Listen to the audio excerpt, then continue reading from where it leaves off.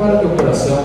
Nós costumamos fazer assim: antes de adorarmos a Deus, nós nos curvamos e, porque somos imperfeitos, porque somos pecadores, porque ainda padecemos desse corpo e não temos mérito algum na salvação, o mérito é todo exclusivo pelo sangue de Jesus convertido na cruz. Nós precisamos, antes de cultuar a esse Deus, nos curvar perante Ele. Faça isso nesse momento. Olha o Senhor, peça que o Senhor te oriente na adoração do nome dEle.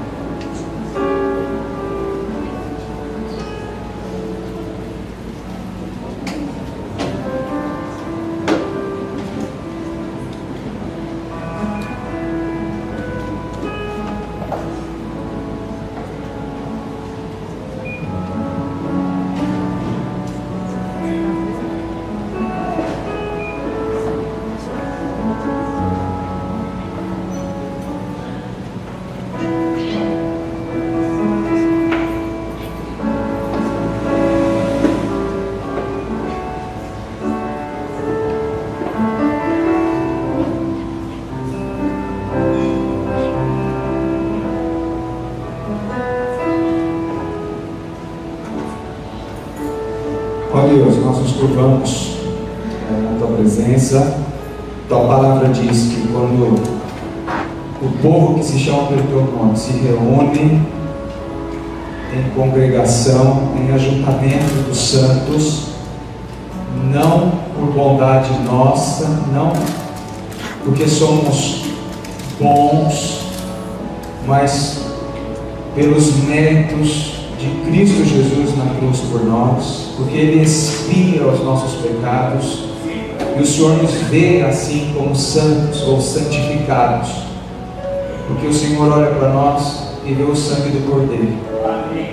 Portanto, neste dia separado para a adoração do Senhor, nós queremos reverenciar o Teu nome, queremos honrá-lo, Deus, e fazemos isso em forma de culto. E nesse mês de dezembro, tradicionalmente se comemora o Natal de Jesus, o nascimento de Jesus. Nós queremos cantar louvores, exaltar o nascimento do nosso Redentor, o nascimento do nosso Senhor, o nascimento do nosso Salvador e Rei Jesus. Para que, humilhados na Tua presença, o Senhor sonde os nossos corações e realmente governe as nossas vidas. E se tentarmos de alguma forma impedir, ó Deus, que o Senhor faça cumprir a Tua vontade sobre nós. Porque a nossa, na maioria das vezes, é equivocada, se não estiver em harmonia com os Teus propósitos. Portanto, ó Deus, prepara as nossas vidas, não somente agora, no momento de culto na igreja, mas quando estivermos cultuando ao Senhor também fora daqui, porque a nossa vida é culto, é louvor ao Senhor. Não adiantaria nada, Deus, entrarmos num lugar fechado, celebrarmos uma adoração ao Senhor e sairmos daqui vivendo completamente distante daquilo que o Senhor deseja para nós. Nós somos raça eleita, sacerdócio real, nação santa, povo de propriedade exclusiva do Senhor. Nós que temos que proclamar as virtudes daquele que nos chamou das trevas para a sua maravilhosa luz. Que o Senhor assim nos abençoe então, também quando voltarmos para os nossos lares, para que as nossas vidas realmente manifestem e externem a glória do Senhor em nós. E as pessoas então vejam Jesus em nós, vejam a glória de Cristo, na nossa alegria, no nosso vigor, na nossa fé, na nossa esperança, e assim desejem conhecer Jesus Cristo e ter o Deus bíblico como Senhor das suas vidas. Nós oramos assim, no nome de Jesus, nosso Senhor. Amém. Amém. Nós vamos cantar um hino. Hoje é mês de Natal, né? Nós estamos no mês de Natal, e antes de nós estudarmos um pouquinho a palavra, e depois passarmos para o nosso coral Esperança, né? O nome do coral, eu queria cantar com os irmãos, queria que a igreja se colocasse de pé para nós louvarmos a Deus com o canto do hino 239, o hino de Natal que nos remete às mensagens tão especiais trazidas pelo Evangelho de Jesus. Hino 239. São 2 estrofes apenas. Vamos cantar com bastante alegria e satisfação.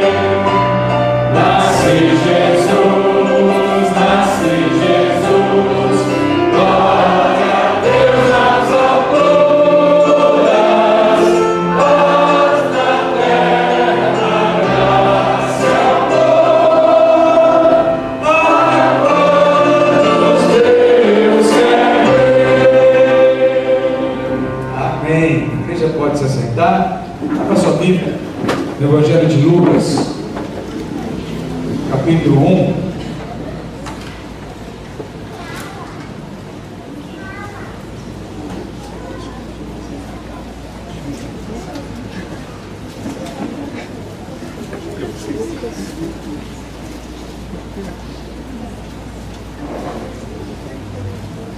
Evangelho de Lucas, capítulo 1. Se você está vindo a primeira vez nesse mês, nós estamos estudando durante o mês de dezembro a história do nascimento de Jesus Cristo, tomando por base o Evangelho segundo Lucas. E escolhemos esse ano tratar do nascimento de Jesus observando esse Evangelho, porque ele traz de forma bonita, interessante e diferente, né? A narrativa do nascimento de Jesus em forma de canções. Nós já pudemos observar isso, inclusive tem inspirado muitas igrejas cristãs a cantarem no Natal. Outro dia alguém perguntou por que as cantatas, né? Quem sabe esteja aí a explicação. Porque o Natal, por exemplo, na perspectiva de Lucas, ele é cantado. Cânticos, 5 cânticos estão descritos aqui, e nós estamos observando essa perspectiva, porque a profecia, isso está lá em Isaías capítulo 9, a profecia diz que Jesus viria para uma terra, para um povo que estava aflito. Lembram-se disso? Para a terra que estava aflita, está lá em Isaías 9, versículo 1. Para a terra que estava aflita, não ficaria mais na obscuridade, a luz viria. Presta atenção, nós vamos tratar disso. Para aqueles que estavam na obscuridade, viria a luz. E nós vemos no início então do que a gente chama de Novo Testamento na Bíblia, que havia 400 anos sem sequer uma profecia, desde Malaquias, o último livro do Antigo Testamento, até o nascimento de Jesus, cerca de 400 anos havia se passado. Então veja a terra como estava aflita de saber da palavra de Deus, de ouvir um profeta anunciando alguma coisa da parte de Deus. Sem falar do Império Romano, que está subjugando os povos, dentre eles os judeus, ou o povo de Israel, chamado de judeu nessa época aqui, tá? Que ainda não viria a ser chamado cristãos, porque alguns se converteram ao cristianismo, mas era considerado o povo de Israel, o povo de Deus. Então, para essa terra que estava sob o império, precisando de um rei, há cerca de 400 anos, sem uma palavra nova da parte de Deus. Imagina a tristeza, imagina você ficar sem a Bíblia 400 anos. Tem alguns que conseguem ficar uma semana, um mês, sem a palavra, né? Agora, 400 anos sem Bíblia, sem ouvir a voz de Deus. Então, nós sabemos que a música, enquanto ela tem uma melodia, uma letra que realmente fala conosco, ela renova a alegria. É isso que Lucas está querendo fazer aqui no seu Evangelho. Nós vimos a primeira canção já, só para aqueles que, quem sabe, não estiveram conosco. Está aí no capítulo 1 de Lucas, versículos 39 a 45. Fala do canto de Isabel, tá? Embora na sua Bíblia não esteja escrito assim, é uma canção, tá? Mas a forma como ela está escrita, a métrica toda, é uma melodia, tá? E nós vimos, principalmente no versículo 42, nessa primeira canção, o solo de Isabel, né? Que nós chamamos de uma canção de alegria. O Natal é isso, é alegria. Quando ela diz lá no versículo 42, bendita és tu entre as mulheres, e bendito o fruto do teu ventre. Nós estudamos aqui a alegria de Isabel nessa canção. Uma alegria que nós vimos altruísta, porque ela está mais alegre com o nascimento da parente, a Maria, do que o dela mesma. E lembra que nós estudamos que ela era estéril. Isabel já era estéril, avançada em idade, e mesmo assim o Senhor concedeu aquele que viria a ser chamado João Batista. Mas diante da notícia tão grandiosa para uma mulher estéril, saber que vai ser mãe agora, a alegria dela está mais na gravidez da outra, porque ela sabe que ali vai nascer o Messias tão esperado. Então é uma alegria altruísta, não está preocupada com a sua própria alegria, mas ela se alegra com a vida dos outros. Nós vimos também que a alegria dessa mulher ocorre e tem que ocorrer nos nossos corações, e talvez muitos crentes não estejam alegres nesse período de Natal, porque é necessário que haja uma ação do Espírito Santo em nós, para que nós estejamos alegres. Só entende a história do Natal, só fica realmente alegre com o Natal aqueles que são, como diz aí no versículo 41, final do 41, como Isabel ficou possuída do Espírito Santo. Então ela falava aquilo que o Espírito queria que ela falasse. E isso também revela alegria. E vimos também a alegria na crença dela, versículo 45, bem aventurada, feliz a que creu, e ela era uma dessas que havia crido. Então essa é a primeira canção de Natal, a canção da alegria, a canção de Isabel. A segunda canção está nos versículos 46 a 56, que é o cântico de Maria. E nós, como chamamos a canção de Isabel de canção da alegria, chamamos essa de canção da fé. Por quê? Porque ela refere lá no versículo 46, né? Ela diz lá, a minha alma engrandece ao Senhor, e 47, o meu espírito se alegrou em Deus, o meu Salvador. Então nós vemos fé, de forma geral, em todo o cântico, já estudamos isso, fé nas palavras de Maria, por exemplo, fé que expressa a misericórdia de Deus, porque se Maria diz que ela precisa de um Senhor e de um Salvador, ela então está declarando que ela é pecadora. Só precisa de um Salvador quem é pecador. Então ela está mostrando a fé dela, né? Ela nunca desejou ser chamada de senhora, ela sempre gostou de ser chamada de serva, porque ela tinha na fé dela um redentor. Nós vimos também a fé expressa por essa mulher, relatando o poder de Deus. Olha aí no versículo 49, porque o poderoso fez grandes coisas. E depois que ela diz que o poderoso fez grandes coisas, como ele fez, ela relata o que Deus fez. E dali para frente, a partir do versículo 51, se você estiver acompanhando aí comigo, são 7 verbos usados. 7 é um simbolismo para o judeu muito próprio de perfeição, só simbolismo, tá? E ela descreve no cântico dela 7 verbos do passado que mostram Deus agindo com poder. Está aí no versículo 51, agiu. Está aí no versículo 51 ainda, dispersou. 52 tem 2 verbos, derribou e exaltou. 53, encheu. Ainda no 53, despediu. E no 54, amparou. São verbos que remetem ao passado, mostrando o que Deus fez, como poderoso que é. Veja a fé dessa mulher no poder de Deus. E esse último verbo, ainda o amparou, nós vimos que revela que ela tinha uma fé na fidelidade de Deus. Porque essa expressão, ou esse verbo amparou, traduzido para nós, tem uma ideia muito clara de sustentar. Amparar alguém é sustentar alguém. E ela entende que Deus sustentou o seu povo durante toda a história e tem sustentado ainda. Então olha a fé dessa mulher, na misericórdia, no poder de Deus e na fidelidade de Deus. Hoje nós vamos para o terceiro cântico, que está aí nos versículos 67 para frente, né? 67 até o versículo 79, tá? Que é o cântico de Zacarias, que diz assim, versículo 67: Zacarias, seu pai, cheio do Espírito Santo, profetizou, dizendo, é um cântico agora, tá? Pode ver que talvez na sua versão, assim como a minha, até muda a formatação aí, tá?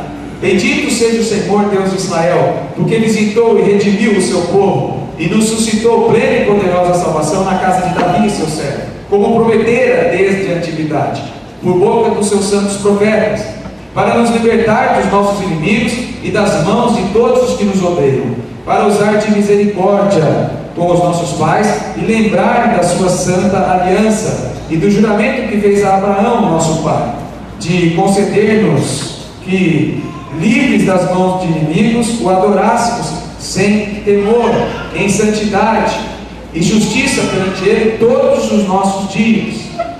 Tu, menino, serás chamado profeta do Altíssimo, está se referindo aqui a João Batista, que precederás o Senhor, preparando-lhe os caminhos para dar ao seu povo conhecimento da salvação, no redimi-lo dos seus pecados, graças à entranhável misericórdia de nosso Deus, pela qual nos visitará o sol nascente das alturas, para alumiar os que jazem nas trevas e na sombra da morte, e dirigir os nossos pés pelo caminho da paz. Eu queria chamar então essa canção de Zacarias como a canção de libertação, tá? A canção de libertação.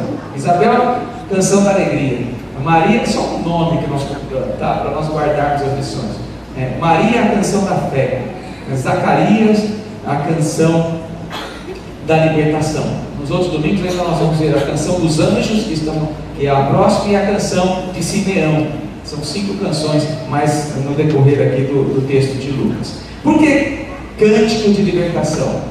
Porque nós lemos aqui na boca de Zacarias que Jesus veio para abrir, romper as cadeias, tá? Veja essa ideia nos versículos 68 e 69. Esses 2 versículos formam a primeira seção do cântico, quando ele diz, bendito seja o Senhor Deus de Israel, porque, preste atenção agora nos 3 verbos, porque visitou e redimiu o seu povo e nos suscitou plena e poderosa salvação na casa de Davi, seu servo. Perceba esses 3 verbos que não poderiam ser outros. O autor inspirado por Deus, pelo Espírito, para escrever dessa forma e nessa ordem: visitou, redimiu e suscitou. E juntos esses 3 verbos, nessa primeira sessão do cântico de Zacarias, nos trazem a ideia de libertação. Por quê? Veja as condições que nós temos que ter em mente para lembrar do porquê Zacarias está dizendo isso. Visitou. Olha, visita faz geralmente a quem está abandonado, a quem está carente, né? Tá? Guarda isso. Redimiu, ou alguém que precisa de redenção, alguém que precisa ser liberto, é alguém que está aprisionado. E alguém que precisa ser suscitado ou levantado é porque está caído. Então nós estamos vendo aqui a imagem de alguém que está abandonado ou carente, alguém que está aprisionado porque precisa de redenção, e alguém que está caído porque precisa de ser suscitado. Guardou? Abandonado, aprisionado e caído. Parece com quem essa imagem? Com um homem pecador, com um homem pós-queda, tá? E com a situação daqueles que estavam vivendo naquela época também, tá? É exatamente a figura do homem pós-queda, expulso da presença de Deus, portanto abandonado, tá? Aprisionado agora no império das trevas, Colossenses 1,13, fala lá que nós estávamos no império das trevas, e caído ou morto nos seus delitos e pecados, Romanos 3,23. Foi por esse tipo de pessoa na qual eu e você estamos, ou estávamos embutidos aí, nos encontrávamos, que Jesus nasceu. E é sobre isso que Zacarias está se referindo no início do seu cântico, o cântico de libertação. Agora veja a sequência dos verbos.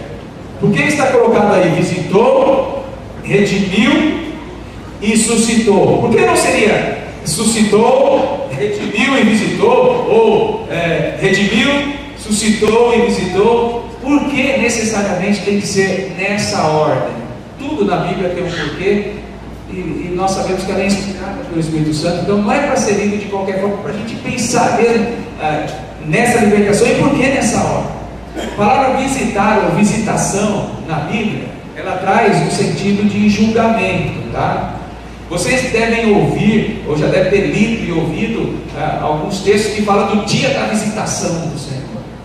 Ocorreu a primeira vez lá no Êxodo, lembra? Está lá em Êxodo, se você quiser acompanhar comigo, Êxodo 32, versículo 34, diz assim, Êxodo 32, 34: Vai, pois, agora e conduze esse povo para onde eu te disse.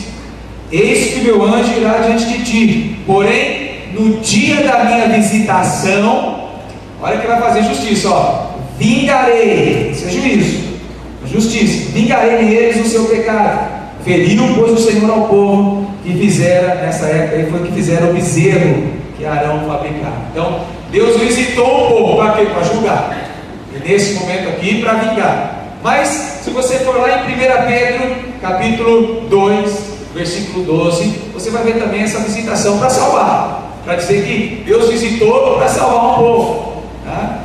1 Pedro 2,12: mantendo exemplar o vosso procedimento no meio dos gentios, ou seja, gentios são aqueles que não eram do povo de Deus, para que naquilo que falam contra vós outros, como de malfeitores, porque as pessoas falam e nos têm muitas vezes como malfeitores quando nós levantamos a nossa fé, observando-os em vossas boas obras, glorifiquem a Deus no dia da visitação. Quer dizer, no dia que Deus visitar, que eles sejam salvos, olhando para nós. Então Deus pode salvar no dia da visitação e pode condenar. Esse é o juízo de Deus. Então primeiro Jesus veio e disse a Zacarias que ele veio visitar o povo. Guardou? Por que tem que ser visitado primeiro? Uma vez visitado esse povo, ele vai promover redenção. Por isso o segundo verbo está aí no versículo 68: visitou e redimiu. Essa palavra redimiu ou redentor, ou as pessoas que vão lá visitar o Cristo Redentor no Rio de Janeiro, vão lá só para tirar foto com o braço aberto, nem sabem o que é redentor, mas estão lá tirando foto, postando no Facebook, é bonitinho e tal, mas que pena que não sabe nem o que é redentor. A palavra redentor na Bíblia é uma palavra que também traz a ideia de alguém que faz juízo, é libertar alguém através de um pagamento para um resgate. Então é alguém que é escravo, tá? E e vai ser libertado porque alguém vai pagar uma dívida por ele, vai pagar um preço por ele. Por isso nós chamamos e falamos que Cristo é redentor, porque ele pagou a dívida para nos comprar, ele pagou com o sangue dele, para nos comprar. Agora nós somos propriedades de Deus, então não somos mais escravos. Ele nos visitou e nos comprou agora, nos comprou. Agora vem a terceira, o terceiro verbo, né, que é o suscitou. Imagina que o Senhor visitou, olhou, né, veio fazer juízo e resolveu dar um juízo a nosso favor, nos redimindo, comprando a nossa vida com o seu sangue. Mas nós estávamos caídos, sem forças, lembra? Precisava suscitar, precisava levantar de novo, precisava dar vigor, precisava vivificar. Por isso é essa a sequência. Nós precisávamos ser levantados de novo. Que adiantaria visitar, libertar e falar: agora você ande aí à vontade. Mas a pessoa está lá caída, sem forças. E até isso ele fez, nos levantou. Então, essa primeira passagem, essa primeira parte, versículos 68 e 69, desse cântico que eu quero chamar de cântico de libertação, traz para nós a ideia de Jesus abrindo as cadeias, tá? Libertando, abrindo as cadeias. E Zacarias não poderia ser outro, né, a não ser Zacarias para cantar essa melodia de libertação. Porque se você voltar um pouquinho na sua Bíblia, Lucas 1, versículo 20, Zacarias estava aprisionado, não numa cadeia, mas em si mesmo, porque ele era o esposo de Isabel. Ele e Isabel, aos dois, melhor dizendo, o anjo Gabriel, diz lá no versículo 19 do capítulo 1, diz da parte de Deus que eles seriam pais. E Zacarias, que era sacerdote da época, ou seja, deveria ter intimidade com Deus, não só cumprir com as obrigações, né? Muitos crentes às vezes não têm intimidade com Deus, relacionamento com Deus, experiências com Deus, embora guarde tradições, embora cumpra rituais, embora viva a religiosidade, mas não tem experiências com Deus. Zacarias era um desses. Diz que ele estava cumprindo o seu turno, mas no dia que foi dito a ele: vai acontecer algo fenomenal na sua vida, a sua mulher é estéril e avançada em idade, mas vocês vão gerar de vocês aquele que vai preceder Jesus. E diz o texto que Zacarias duvidou disso. Versículo 19: eu sou Gabriel, que assisto diante de Deus, e fui enviado para lhe falar e trazer essas boas novas. Todavia ficarás mudo. Olha o aprisionamento, ficou preso, mudo, e não poderás falar até o dia em que essas coisas vierem a realizar-se. Ou seja, durante a gestação toda de Isabel, Zacarias ficou mudo, porque Deus o fez mudo. Porquanto não acreditaste nas minhas palavras, as quais a seu tempo se cumprirão. Nada melhor para a libertação, alguém que tinha desconfiado de Deus e estava aprisionado em si mesmo. Por isso, esse cântico tem que ser um cântico de libertação. Como está a nossa vida? Nós temos crido que nós somos libertados realmente das cadeias. As promessas de Deus, as promessas bíblicas de Deus para as nossas vidas fazem sentido, ou estamos desconfiados ainda de muitas delas, como Zacarias? Vamos pensar nisso, porque Natal significa libertação. Segundo, versículos 70, volte aí no capítulo 1, versículo 70 para frente, esse cântico de libertação. Além de Jesus abrir as cadeias, na sequência Zacarias diz que ele não só abre as cadeias e liberta, mas o que esse povo ia fazer agora liberto, uma vez liberto? Se ele tinha inimigos. Então, além de abrir as cadeias, Jesus também vence as batalhas. Essa ideia está nos versículos 70 e 75, que diz: como prometera desde a antiguidade, por boca dos seus santos profetas, para nos libertar dos nossos inimigos. Olha a ênfase aí no inimigo, e das mãos de todos os que nos odeiam. Olha a reprise aí, nós temos inimigos, temos pessoas que nos odeiam, são os adversários, para usar de misericórdia com os nossos pais e lembrar-se da sua aliança e juramento que fez Abraão, nosso pai, e conceder-nos que, livres das mãos dos inimigos. Olha os inimigos de novo aí, olha a preocupação com os inimigos. O adorássemos sem temor, em santidade e justiça perante Ele. Adorássemos sem temor, não sem temor de Deus, mas sem temor da perseguição dos inimigos, tá? Em santidade e justiça perante Ele, todos os nossos dias. Então a ideia dessa segunda sessão do Cântico de Zacarias está sobre a vitória agora que Deus dá para aquele a quem Ele abre e liberta da cadeia espiritual, a vitória contra o inimigo também. Nós temos um inimigo das nossas almas e nós sabemos quem é. A nossa carnalidade é tentada pelo inimigo. E muitas vezes cedemos, e muitas vezes caímos.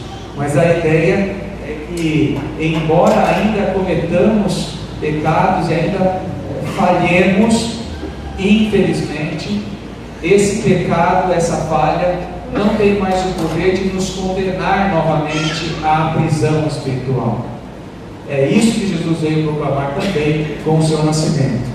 Depois de nos libertar da escravidão, Jesus precisava nos deixar livre de uma vez por todas da captura do pecado, nosso maior inimigo, sobre nós. Então Zacarias diz que Jesus também faz esse favor por nós.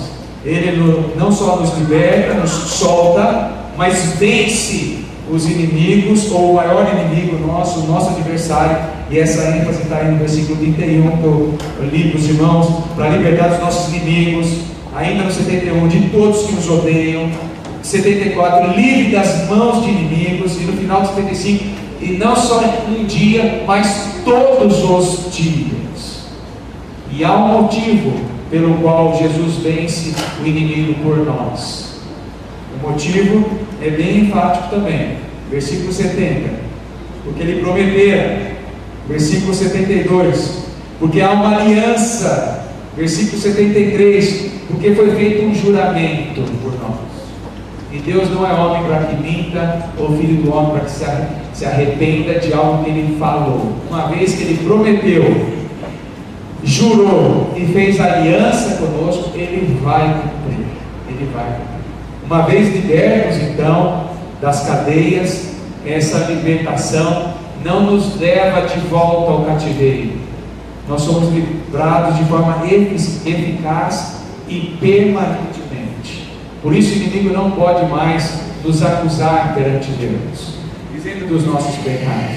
E é por isso que Paulo, aos Romanos, capítulo 6, versículo 11, nos diz: considerai-vos, por causa disso, considerai-vos mortos para o pecado e vivos para Deus em Cristo Jesus, por intermédio de Cristo Jesus. O pecado, esse que nós cometemos, infelizmente, não porque gostamos, porque uma vez cometido deve causar tristeza ao nosso coração. Esse pecado não tem mais poder de nos levar para as cadeias do inferno das trevas, porque Cristo já morreu por ele de forma eficaz e permanente. Essa é uma bela notícia dos crentes que creem na palavra, então entendem que não perdem mais a salvação. E infelizmente, algumas igrejas denominadas ou autodenominadas evangélicas pregam a você perder a salvação, como se o sacrifício de Cristo, o nascimento dele para vir ser favor em nosso lugar, tivesse um mérito apenas pontual. Quando ele diz que é capaz de guardar o nosso tesouro até o dia final. E daí no versículo 75, no finalzinho, todos os nossos dias. Quando você peca, quando eu peco diante de Deus, somos acusados pelo inimigo. E o nosso advogado, como João escreve, lá na primeira carta de João, nós temos um advogado. Ele diz: por esse aqui eu paguei com o meu sangue. E nós não vamos para a cadeia. Nós continuamos libertos, continuamos livres, porque alguém vence essa batalha espiritual por nós. Essa é a segunda sessão do Cântico de Zacarias. A última sessão eu encerro. Cântico de libertação. Jesus abre as cadeias. Ele não só liberta, mas agora ele vai vencer a batalha espiritual por nós. Ele vence o inimigo. Está aí. Porque ele prometeu, porque ele fez uma aliança, porque ele jurou. E mais que isso, Jesus oferece para nós, além de vencer a batalha, oferece um novo tempo para nós, uma nova era, um novo momento. Está aí nos versículos 76 a 79, uma nova vida, tá? Por isso nós costumamos cantar, e a Bíblia diz isso também, um novo cântico. É tudo novo, porque nós somos nova criatura agora. Em outras palavras, é isso que está sendo dito dos versículos 76 em diante. Tu, menino, a referência é a João Batista, será chamado profeta do Altíssimo. Pensa em Altíssimo. É alguém que quer dizer que Deus está num lugar alto, mas não só alto, o lugar está muito alto. Então a expressão é Altíssimo, no lugar mais alto que você possa imaginar. Tá? Guardou isso? Porque precederás o Senhor. Não é João Batista que é Altíssimo, hein? Veja o texto, ele procederá, ele é o profeta que vem, será chamado profeta do Altíssimo, de Jesus. Porque precederás o Senhor, vai preparar os caminhos. 77, para dar ao seu povo conhecimento da salvação e redimi-lo dos seus pecados, graças à entranhável misericórdia do nosso Senhor. Presta atenção agora, um novo tempo, uma nova vida, pela qual nos visitará o sol nascente da onde? Das alturas. Falou do Altíssimo, então a referência às alturas de novo, tá? Para quê? Para alumiar ou iluminar, trazer luz aos que estavam em trevas, ou na sombra da morte, ou no império das trevas, como você quiser chamar, e dirigir nossos pés. Lembra do Salmo 119, 105? Lâmpada para os meus pés. Então, para dirigir os nossos pés pelo caminho da paz, porque fomos reconciliados com Ele. Então, uma das expressões marcantes está aí no versículo 78, né? Que é a visita do sol nascente das alturas, o Altíssimo, o sol da justiça. Tem a ver com aqueles que não podiam ver a luz ou andar na luz, eu e você, porque estavam aonde no começo? Nas prisões. Lembra que Ele nos libertou das cadeias? E por que ver a luz? Não só nos filmes da nossa época hoje, quando alguém que está preso vê só a luz do sol, quem sabe na cela. Nessa época aqui, as cadeias eram muito piores da que nós temos hoje, se não em sujeira ou em excesso de contingente, mas por serem mais subterrâneas. Paulo vai dizer isso. Eram masmorras, né? Úmidas, sem iluminação alguma. Veja alguns filmes que vão mostrar esses tipos de prisão. Por isso, ver o sol é algo fantástico para quem está há não sei quanto tempo já no subsolo. Essa ideia que está sendo trazida aqui, está às escuras. Por isso diz, jazem, versículo 79, nas trevas ou na sombra da morte. Mas Cristo vem para trazer a luz, o Altíssimo, ou seja, um novo momento, uma nova oportunidade, uma nova esperança, uma nova criatura, que agora vai andar segundo a luz de Jesus. Segundo a luz de Jesus, a palavra de Deus. Lâmpada para os meus pés, é a tua palavra. Então a palavra de Deus que vai nos conduzir em luz, porque a palavra de Deus é a própria palavra de Jesus para nós. Então veja o que Zacarias vem trazer para nós. Isabel cantou a alegria, Maria cantou sobre a fé, Zacarias, aquele que tinha duvidado outrora, precisa falar da libertação. Nada mais melhor do que ele falar de libertação. E ele diz lá que Jesus abriu as cadeias, né? Ele fez, ele não só visitou, redimiu, como suscitou. Depois ele vem mostrando a aliança que Deus fez, prometeu, jurou que venceria as batalhas por nós. Uma vez livres, não conseguimos lutar nós com o inimigo, somos do nosso comandante, do nosso rei, de Jesus. E ele vence o pecado por nós. Nunca mais eu e você seremos considerados mortos por causa do pecado, porque ele venceu definitivamente o pecado, tá? E ainda assim nos traz um novo amanhecer, uma nova luz, um sol da justiça, um novo nascimento, para que eu e você vivamos não baseado nos nossos conhecimentos, mas debaixo da sabedoria do nosso Senhor. Encerro com aquele versículo que eu citei aqui, mas se alguém quiser ver onde está, 1 Pedro 1,9: vós, porém, sois então raça eleita, sacerdócio real, nação santa, povo de propriedade exclusiva de Deus, a fim de proclamardes as virtudes daquele que vos chamou das trevas para a sua maravilhosa luz. 1 Pedro 1,9. Quero orar por você, e vai fazer muito mais sentido você ouvir crianças e adolescentes cantando a mensagem de Natal, se você compreender definitivamente que você tem um libertador, você tem um redentor verdadeiramente. Isso tira qualquer medo nosso da vida pós ou da morte e da vida que vem a seguir. Ele abriu as cadeias por nós, ele venceu as batalhas, ele nos deu um novo dia, um novo sol, um novo momento, um novo período para vivermos debaixo da sua luz. Que o Natal seja uma data muito alegre para o seu coração, então. Tá? Não pode ser mais uma data triste, melancólica, que me remete a qualquer situação triste que aconteceu nessa época, que muitas vão acontecer. Aconteceu, vai acontecer, acontecerá. Ele não é profecia, não, viu? Vivemos num mundo de pecado, estamos sujeitos a isso. Mas Ele é o sol da justiça, Ele traz luz de novo. Ele trouxe justiça a nós. E não foi condenação, foi libertação. Alegre-se no Senhor. Ó Pai, agradecemos pelo nascimento de Jesus, pelas mensagens maravilhosas trazidas pelo teu servo, o evangelista Lucas, que narra a alegria, a fé e a libertação que o Natal, que o nascimento de Jesus trouxe para nós.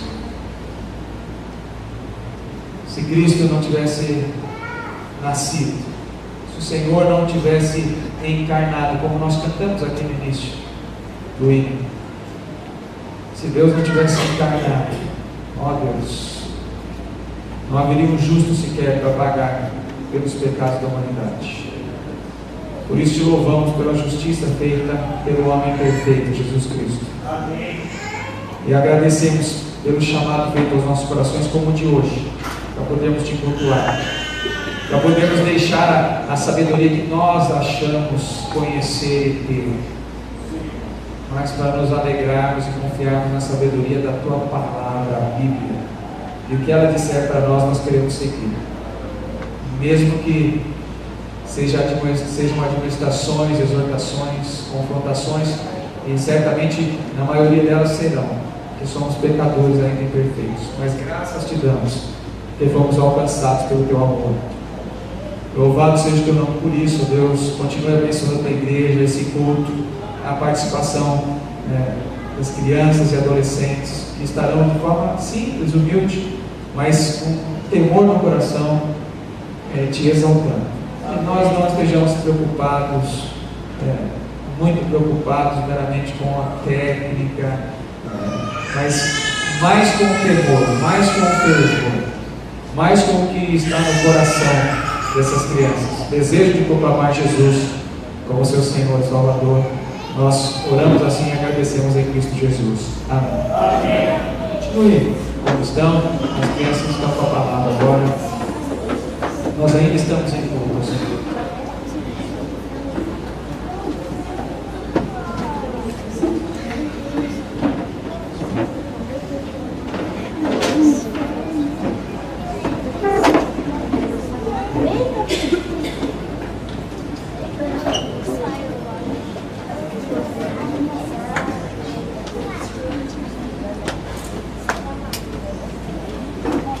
Ai,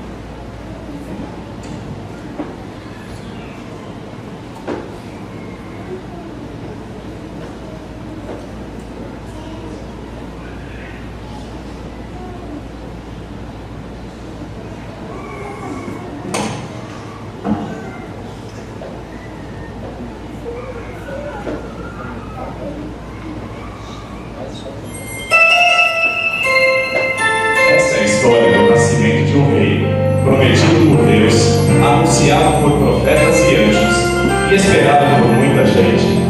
Nasceu pobre na estrebaria de uma cidade lá longe chamada Belém.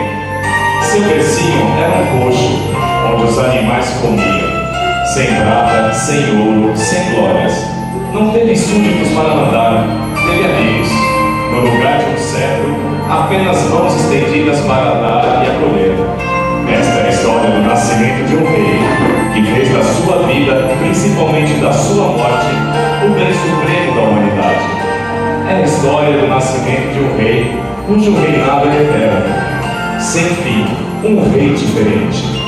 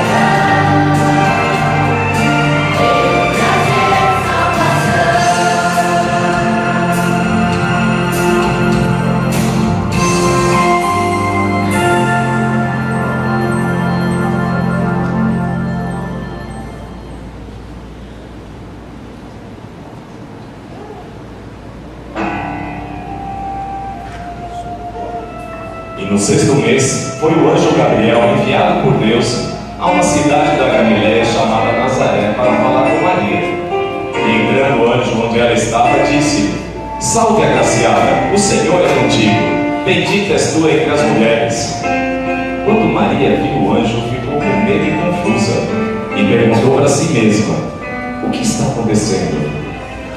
E o anjo, vendo assustada, disse: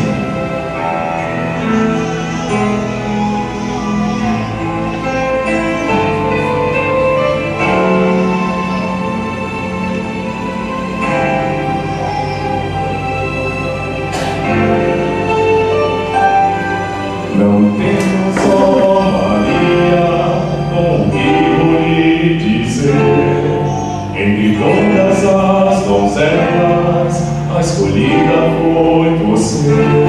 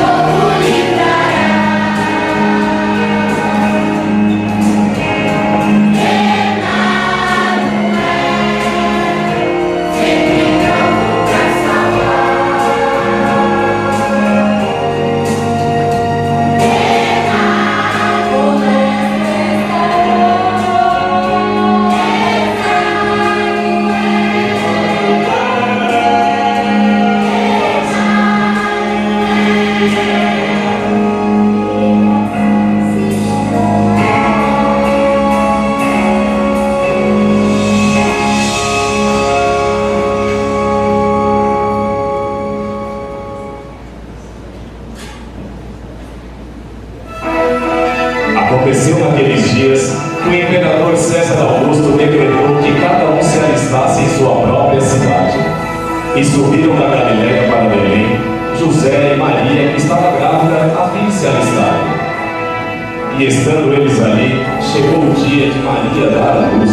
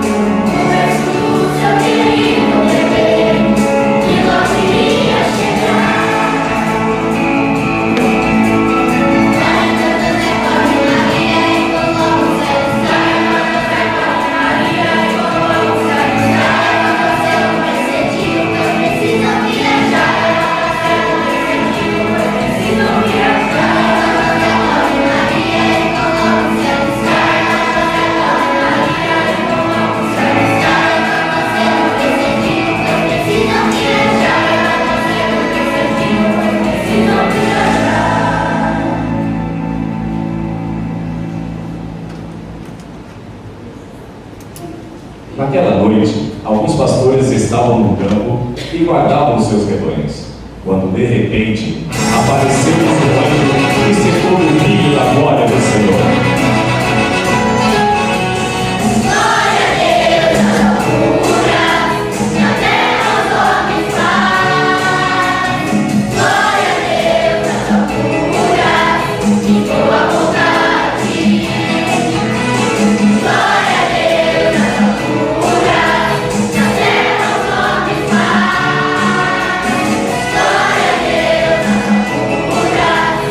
Tua vontade.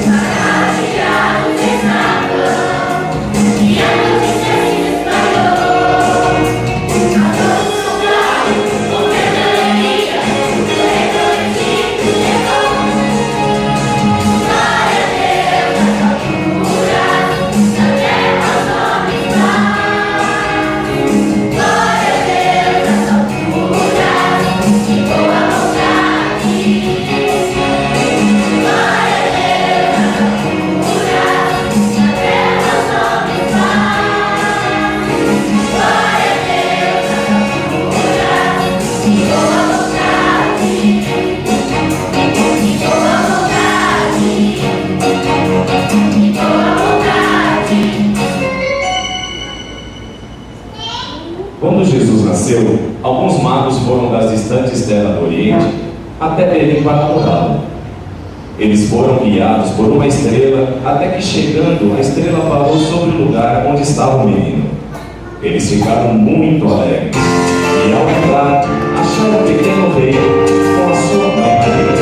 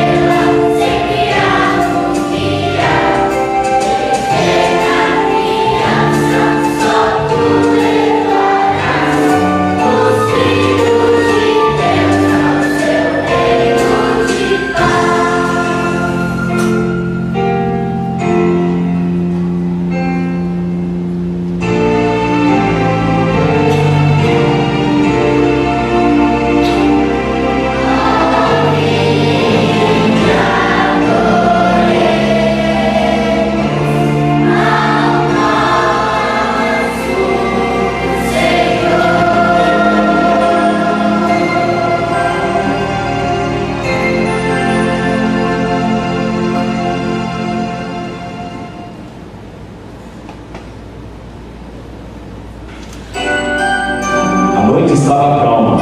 Lá fora só se ouvia o cantar dos grilos sobre o céu estrelado. Sob a estrebaria reluzia uma estrela especial, pois lá dentro estava o pequenino rei dormindo em seu bercinho. Enquanto isso, Maria, José e os pastores não paravam de admirá-lo. Seus corações estavam cheios de fé e alegria, porque viram no bebê o cumprimento de uma promessa feita por Deus há anos, a promessa da salvação.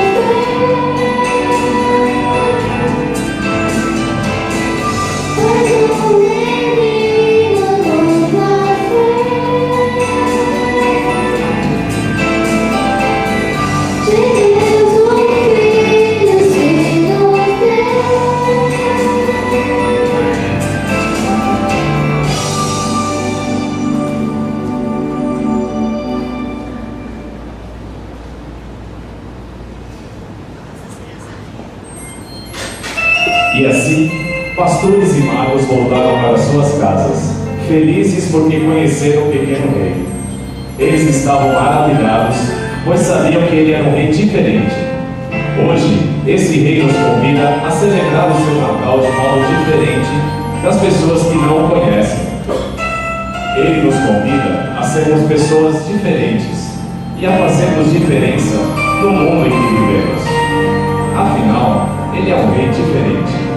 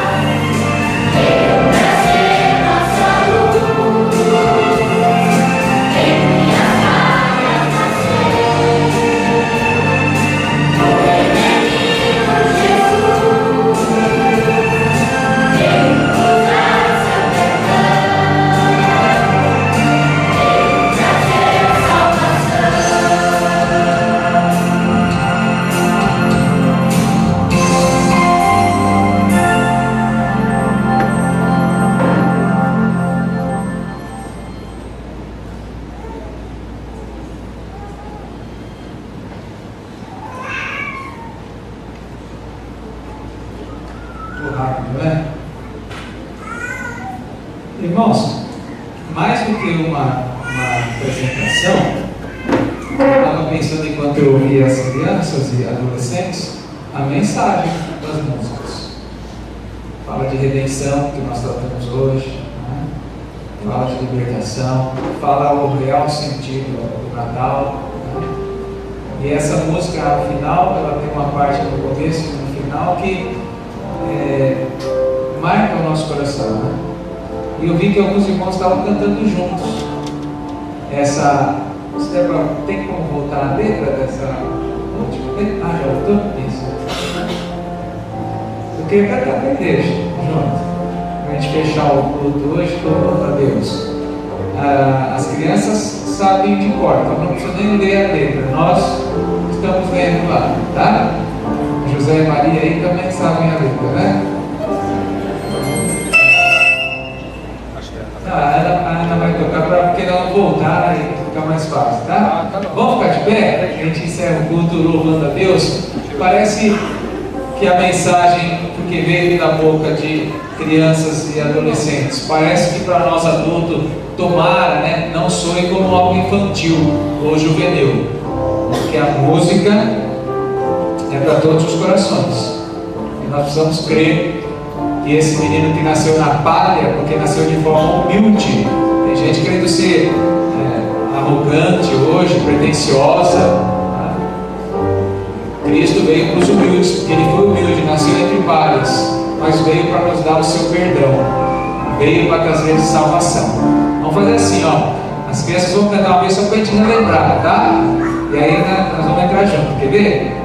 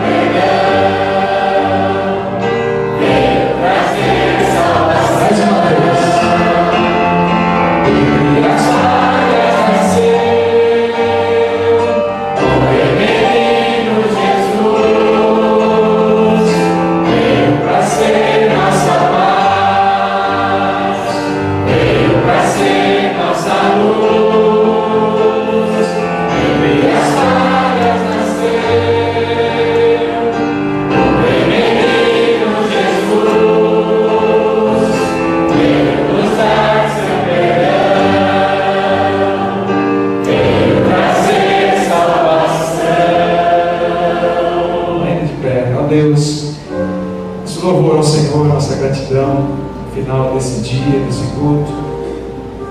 Podemos cantar aquela mensagem que nos convenceu. Não a mensagem em si, mas o que ela significa, que o Santo Espírito nos convenceu. E nós queremos que o perdão, a salvação, venha exclusivamente por Jesus Cristo, nosso Senhor. Amém. Aquele que um dia teve que nascer, teve que se fazer homem, para nos dar a redenção. Te louvamos pelo coral Esperança, e queremos que realmente a esperança verdadeira desse Natal esteja nos corações desses jovenzinhos. Amém. Para que eles cresçam como homens e mulheres, mas em graça e sabedoria e conhecimento do Senhor. Amém. E que todos nós possamos voltar então com essa mensagem de paz para os nossos lares. Nós oramos assim no nome de Jesus. Amém. Amém. Recebamos a bênção, a graça do nosso Senhor e Salvador Jesus Cristo, o amor de Deus, nosso Pai, e a comunhão do Espírito Santo de Deus estejam sobre todos nós, hoje e sempre. Amém.